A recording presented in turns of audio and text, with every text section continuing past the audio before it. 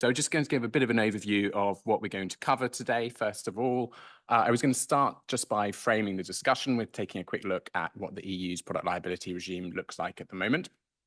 I'm going to move on to take a look at the revision of the Product Liability Directive, which has been proposed and is in the final stages now of the legislative process. I'm going to take a look at the proposed AI Liability Directive, which sits alongside that for AI systems specifically. And then I'm going to finally just touch on the Representative Actions Directive. I'm not going to spend too long on that. I'm aware that it will be touched later on later in the day. But I just wanted to speak to some of the specific product liability implications of that new regime. So that all sounds okay. I will get started on the first topic. So as you may already be aware, the EU has a strict liability regime for product liability established under the Product Liability Directive, or PLD. It's also possible to bring claims under national fault-based regimes, such as negligence or contract. But the strict liability established under the PLD is generally preferred because as claimants don't have to establish fault, it's typically easier to bring a claim. It's worth noting for those of you who are familiar with the product safety regime that unlike on that side of the table, the product liability regime takes a sort of one-size-fits-all approach. So you don't have sectoral legislation like you see within the product safety framework. And instead, claims can be brought by consumers for any tangible products under the PLD, a single piece of legislation. And that was very much a deliberate policy decision when the PLD was drafted. And it's meant that the PLD has been able to remain remarkably flexible over what is now nearly 4 decades, capable of applying to everything from vaccines to bicycles, mattresses, metal hips, and parts of nuclear reactors. So it's proved to be a remarkably flexible piece of legislation. Just wanted to take a look at some of the key components of the regime so we can benchmark when we look at some of the changes. So first of all, the PLD applies to producers. Producer is generally the manufacturer or importer. It can also be the supplier if the manufacturer or importer can't be identified. That's very rare. I've never actually dealt with a case involving the supplier. PLD applies to products. Those are defined as movables. So in other words, tangible physical products. And for that reason, standalone software is currently considered to be out of scope of the existing regime.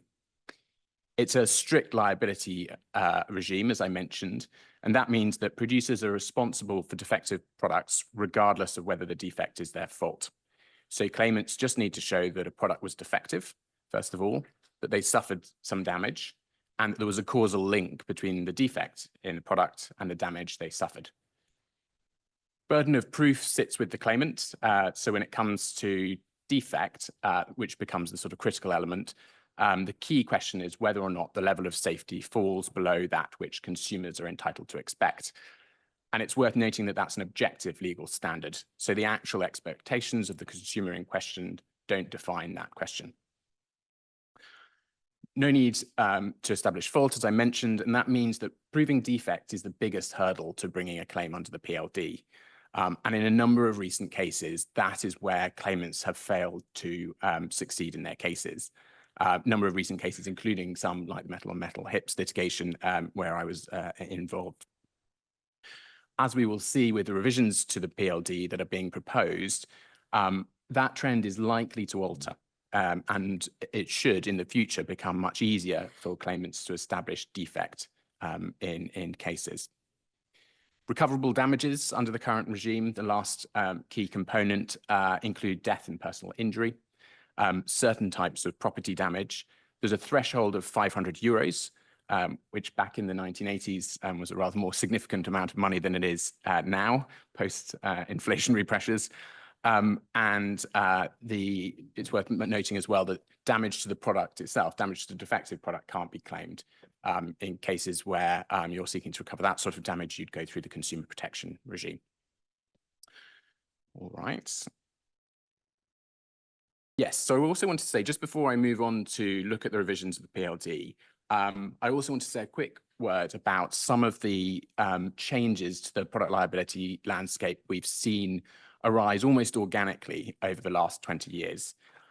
When I began my practice, product liability was a completely distinct practice. There was no Venn diagram.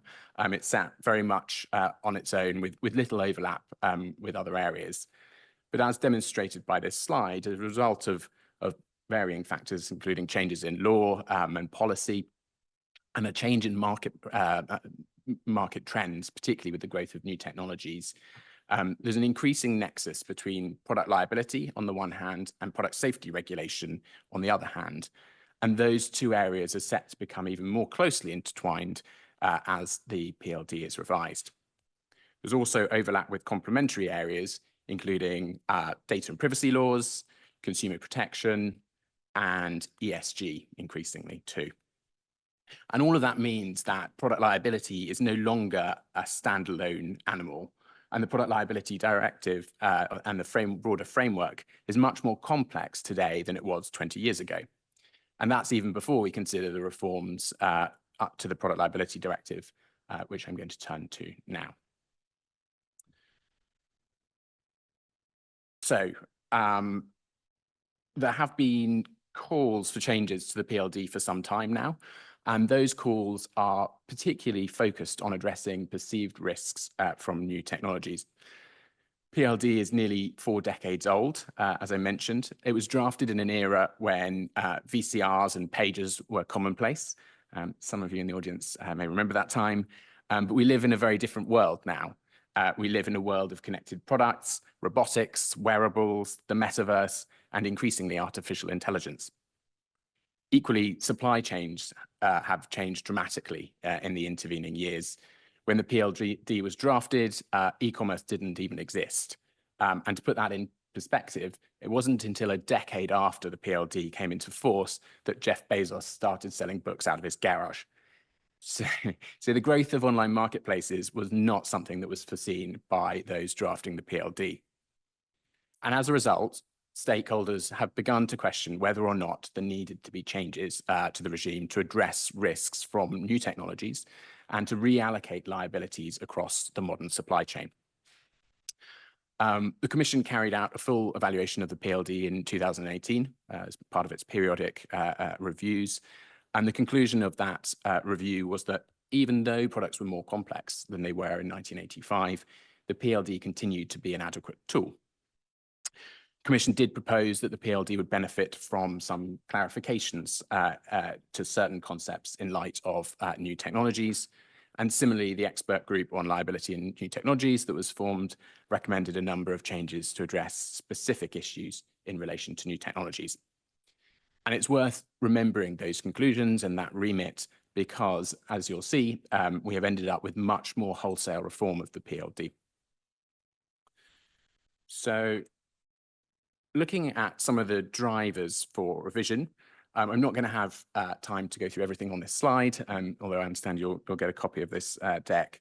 But I just wanted to pick a few examples of the types of issues that are motivating reform of the regime. So first of all, there were questions about one of the fundamental concepts in the PLD, the concept of what even is a product, and whether or not the existing approach remained fit for purpose. So in the PLD, products are defined as movable objects, and that's historically been an effective delineation for the purposes of the product liability framework. But new technologies tend to blur the lines and make the concept of what is and what's not a product much fuzzier. So, for example, it's unclear whether software is covered under the existing PLD definition of a product. And to the extent that it is, whether there's a distinction between embedded and non-embedded software. We've seen some regulatory regimes in my regulatory practice adapt to tackle these issues around software. So regimes like the medical device regime and more recently consumer protection legislation have addressed these issues. But until now, the liability framework hasn't specifically addressed it. Also, sort of coupled to that, there are issues where products and services interact. So services are traditionally out of scope of the PLD, but the distinction between movable object and service is becoming harder to maintain in a world of connected products. For example, where things are stored in the cloud, or AI systems where products and services are closely tied together. Secondly, there are issues with working out what is the defect and allocating liability with it under the existing regime. And that's, again, perceived to be more challenging with new technologies. So if something goes wrong with a connected device, was it caused by a design defect by the manufacturer, a cybersecurity vulnerability arising from some fault in the code by the software developer, a failure to update firmware by the user, a network outage by a telecoms provider, a third-party hacker, or something else? As you can see, the complexities around allocating liability are increased. And there's a question, I think, to what extent in a regime where the claimant faces the burden of proof, should they be able to identify and prove the specific defect in order to be able to make out their claim and recover damages? Finally, there are issues with working out when defects should be assessed. Existing PLD regime assesses defects at the point in time when products are put into circulation. But that approach was developed at a time when CD-ROMs were the cutting edge when it came to software distribution. And of course, now products are routinely updated when they're in the market, and those updates can have a significant impact on performance and functionality of the devices. Yet, arguably, those kind of updates are excluded from scope of the existing regime. So as you can see by this slide, the new technologies are a significant driver for why the EU is looking to reform the PLD, but there were other drivers too, including a broader desire to make the regime more claimant-friendly, and so to a more effective consumer enforcement tool. So with that, I wanted to turn to look at some of the key reforms under the proposed revisions to the Product Liability Directive, which, as I mentioned, is just in the final stages of the legislative process, having had council approval yesterday. We were just mentioning how timely that was. So we should see that enter into force pretty shortly now. And I just wanted to talk through some of the changes that we're seeing in the agreed draft, which will start to apply in 2026. So first of all, this issue around defining what is a product. Well, the definition of product in the revised PLD will be expanded to cover not just hardware products, but all software, AI, and certain services. Software will explicitly include both embedded and standalone software. So to take an example, under the revised rules, you could bring a PLD claim in respect of your smartphone, as well as a third-party app that you download from an app store, or even cloud services where you store your data in the cloud. And that's a significant expansion from the current regime. And there are questions amongst many practitioners about whether that goes too far. From my perspective, I think it should be welcomed that the revisions clarify the position for embedded software in tangible products. That's now clearly in scope, and to my view, arguably it always was. The basis for including standalone software is less clear. PLD was designed in the wake of the thalidomide scandal to protect consumers where they're exposed to risks to personal health and safety or property. It took an unusual legislative step in light of the magnitude of those risks to alleviate the burden of proving fault. But with very few exceptions, standalone software just doesn't present the same types of risks to personal health and safety as tangible products do.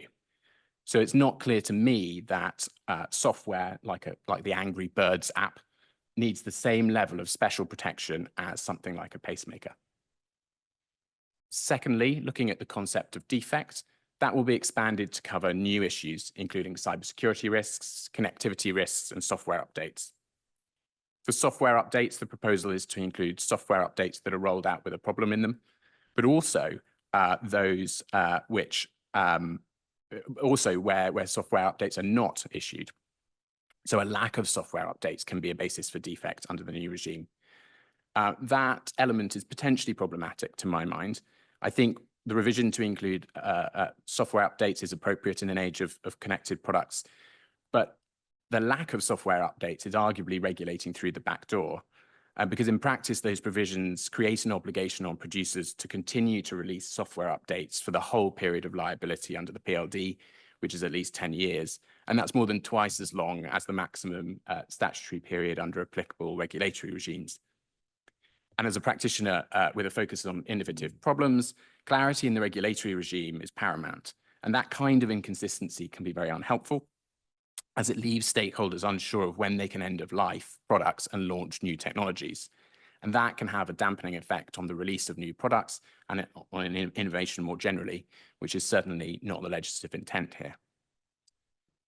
So third, the definition of damages, that will be extended to include not just physical injury, but also medically recognized damage to psychological health and destruction or corruption of data.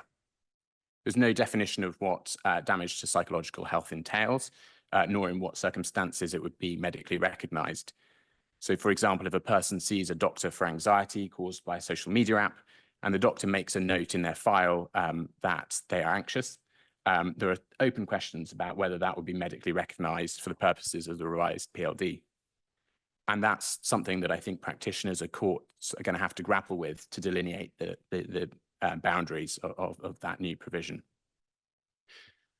In my view, the inclusion of data corruption within the scope of recoverable PLD damages is also a very significant change. Much will depend on how that's applied in practice, but especially when you bear in mind that the revisions also get rid of the minimum monetary threshold of 500 euros. There is a risk, at least at the extreme end, that this could lead to mass actions for fairly trivial data loss or corruption claims like we see in the US. And when coupled with a strict liability regime and the EU's new Representative Actions Directive, that could have a profound effect on the risks of developing and launching software in the EU. So fourth on that slide, easier burden of proof for claimants. So that was one of the driving factors for reforms, and to make it easier for claimants to succeed in their claims, the reforms reverse the burden of proof in certain circumstances so that claimants no longer need to prove elements of their case. In other words, the defendant will have to prove that their product was not defective. Three key circumstances are where there's a non-compliance with relevant EU product safety regulations. That's really interesting because it puts on a legislative footing that closer nexus that I was talking about between the product liability and product safety regimes. The second circumstance is where there's an obvious malfunction. And the third is where it's excessively difficult on account of the technical or scientific complexity of a product for a claimant to prove either defect or causation. Under the PLD, the burden of proof is imposed on the claimant under the existing regime, and that acts as an important counterbalance to imposing strict liability on economic operators. And it's particularly important to discourage unfounded and vexatious claims. The reversal of the burden of proof has the potential to alter that balance, so it remains to be seen how far that's going to move the needle. I hope that this change helps consumers who have suffered real harm to recover damages, but there is also a risk that these mechanisms could overcorrect and make the regime overly burdensome. That all remains to be seen. As a practitioner, in the short term, I do have some concerns about the drafting of these provisions. For example, what products should be considered technically or scientifically complex, especially in an increasingly connected world? The recitals suggest that anything with AI in it will be technically or scientifically complex, and so subject to the reversal and the burden of proof. But that seems overly broad to me, because the way the market is moving, pretty much all consumer products will incorporate AI in a few years' time. Also, what should be considered an obvious malfunction? On one view, that's problematic because pretty much all malfunctions will be obvious after the event. Okay. Just want to take a look at a few more of the key reforms. New disclosure obligations. The revised PLD provides for disclosure of necessary and proportionate evidence to both claimants and defendants. And this is a really interesting change, and it's very rare for EU-level legislation to intervene in national procedural mechanisms like this. And many EU countries, like Germany, where we are today, have limited or no existing disclosure mechanisms. So I expect to see more US-style discovery in future product liability cases, as this will be an important tool for claimant law firms seeking to make out their case. New actors, the range of economic operators that can be held liable for defective products has been expanded to include authorized representatives, fulfillment service providers, and online platforms in certain circumstances. And the intention of these changes is to make sure there will always be an EU-based business that can be held liable for damages caused by a defective product. And that is based on sound principles of access to justice, But we have to keep in mind, of course, that will be knock-on effects. For platforms and FSPs, more liability will mean higher prices, something that was taken into account as part of the impact assessment. But one area I think which has been overlooked is the impact of these provisions on authorized representatives. Unlike online markets and FSPs, their business model just doesn't allow to charge at a level where they can cover those liabilities. And we're already hearing that insurers are refusing to renew policies for them. So I fear that the provisions will drive authorized representative companies out of business. Implications for software liability. It's worth flagging that the drafting in respect of software liabilities is very broad, and that leaves open questions which will need to be resolved in the courts about the extent to which manufacturers could end up having liability for third-party software that's downloaded onto their devices. And time limits, just the last point I wanted to flag. The claims period can be extended where symptoms are slow to emerge from 10 years under the existing regime to 25 years in certain cases under the revised regime. That will impact, in particular, manufacturers of medicinal products and medical devices, where that very long exposure period significantly increases their overall liability risks. We're hearing from clients in that sector is driving up insurance premiums in anticipation of a longer liability tail in the future. So just a word on next steps and timing. As I mentioned, it was adopted by the council yesterday. So the next stage will be publication in the official journal. Rules will enter into force 20 days after that and apply. There's a 2-year transition period here. So we should see them apply towards the end of 2026, around Christmas 2026 is my current prediction, November or December 2026. Okay, I promised I'd also mention a few words on the Artificial Liability Directive. Artificial Intelligence Liability Directive, sorry. It's worth clarifying that this proposal is designed to be complementary to the PLD reforms we've just been discussing. So the PLD reforms will open the door to AI claims under the EU's strict liability regime, and the AI Liability Directive will sit alongside that to ensure that it's also possible to bring claims in respect of AI systems under national regimes, such as in negligence or under contract. Based on what I've seen in my practice over the last decade or so, and given the advantages of the strict liability regime, it seems likely to me that claims under the PLD will be the preferred route for AI systems in the future, where those AI systems cause damage, though that remains to be seen at the moment. So a few of the key features of the AILD. It will require EU countries to give powers to courts to order disclosure of technical information about high-risk AI systems. That's a mechanism that's borrowed from the PLD. So a broader adoption of disclosure, harmonized disclosure mechanisms again. Non-compliance with regulations will create a presumption of causality. Again, that's a mechanism borrowed from the new PLD. And it will also bring the AI Liability Directive in scope of the new class action mechanisms, which, as I said, I will be touching on before I finish. So given the very broad scope of the AI Act on the regulatory side, which will regulate the placing on the market of AI systems, and the PLD revisions I spoke about, which will create strict liability for AI systems once they're on the market, questions have been raised as to whether the AILD is still needed. The European Parliament published a study last month which looked at this question, and its conclusion was that the AILD should be maintained and pursued, but also expanded in scope. So that's interesting. That wasn't something that was expected by most practitioners. There was a growing sense that the AILD might be shelved, but that's certainly not the recommendation that's come out of this study. Indeed, they say it should be expanded to cover all software. And if those recommendations are implemented, this will be a very significant expansion in scope for AILD, transitioning from an AI-focused directive to a software liability regulation. So all software would be subject to the new requirements if these changes are made in line with recommendations. And that would mean, for example, that we'd see widespread adoption of the new harmonized disclosure regime for any products that involve software. which would change the national procedural rules in many cases brought before member state courts. So a word on next steps and timing. I'm a bit reluctant to make any firm predictions about next steps and timing for ALD because it's quite uncertain at the moment, but work's expected to restart this month. In light of the proposals that have come out of the Parliament study, the timeline remains quite unclear, especially if a new legislative proposal will need to be adopted, which I think certainly if those recommendations are to be taken on board, will need to be done because it would represent pretty wholesale reform. So for now, it's one to watch because it could be significant in its impact if it goes ahead in the way expected. Right, a final word on representative actions. I'm conscious I'm running up against time, but I just wanted to say a quick word on the EU's new class action mechanisms, which came into effect in June last year.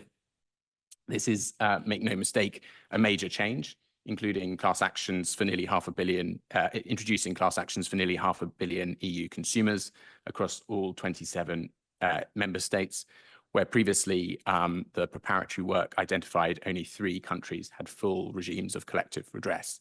So it's a big change. It will mean that qualified entities can bring product liability claims on behalf of large groups of consumers. And because there's a low threshold to initiate proceedings, we're likely to see product liability claims brought quite quickly in the EU in the future off the back of media coverage of issues like data breaches and recalls. As a practitioner, one of the most immediate impacts of the new class actions mechanism I've seen has been a huge influx of US plaintiff firms into Europe in the last few years.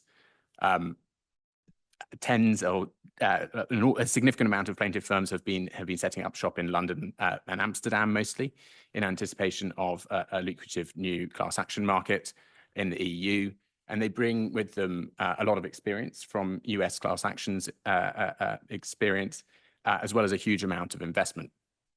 So, for example, one firm that has been headquartered in London earlier this year announced that it had received a $500 million investment to pursue class actions in the EU and UK with a principal focus against technology and life sciences clients.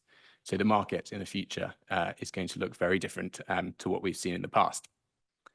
I'm conscious that I'm up against time, so I'll just conclude with a final remark, and then to make sure we have time for questions. Taken together, in my view, the reforms, the PLD, AI legislation, and the adoption of class actions represent a watershed moment in product liability in the EU. The changes have the potential to help ensure proper access to justice and recovery of damages for millions of consumers across the Union. But at the same time, it's critical that an appropriate balance is struck between protecting consumers and encouraging innovation. There's no doubt that changes in the EU's product liability rulebook have altered the existing balance. What remains to be seen is what the impact of that will be.